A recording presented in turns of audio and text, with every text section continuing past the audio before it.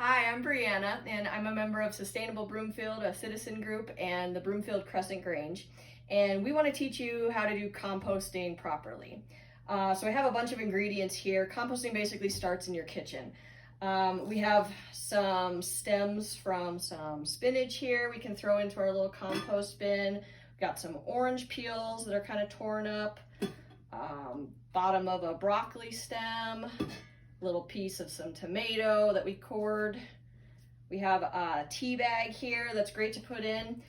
Some tea bags have a staple right here and right here, so please cut those out before putting them in your compost bin. We got some pieces of melon, an apple core, eggshells are great. So that's all, fruits and vegetable scraps are great to put into your compost.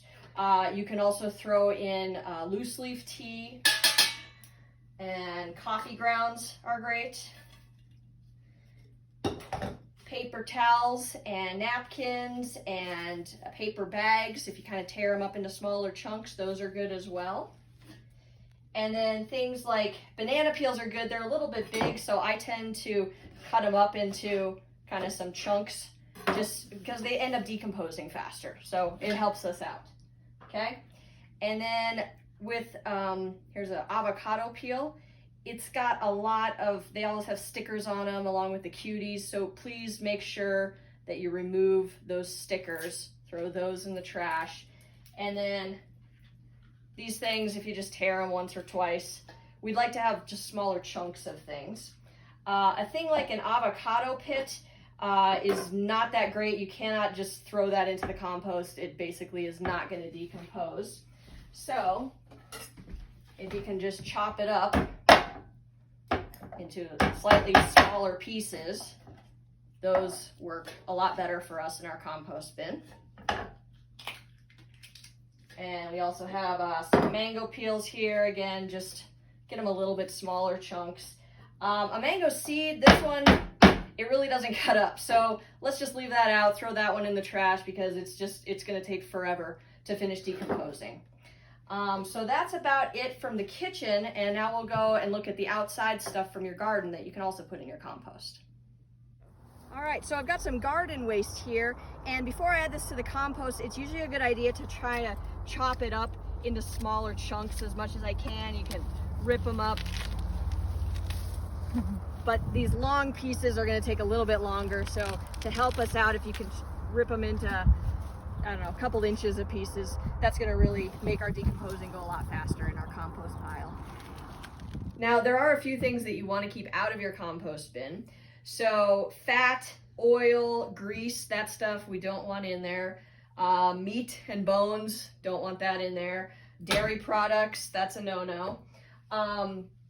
Again, watch for all the stickers on all of those produce items that you get. But then there's also things that are human man-made. So this has a number 7 on it, means it's not recyclable, but it's made of compostable plastic. However, we can't compost this in the Grange facility. So you need to take that to a commercial one instead. And then compostable bags are also not gonna work in our facility. And paper that has like a plastic layer to it is no good as well. So please just keep those things out of our compost and we'll probably have a successful compost. Thank you.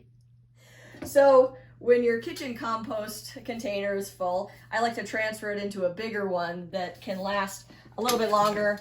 You keep that in a garage or out of the way somewhere, and you definitely want to have a lid on it because it's gonna get stinky over time, and it's easier if you can wait until that's full before you have to run and take it to our compost facility.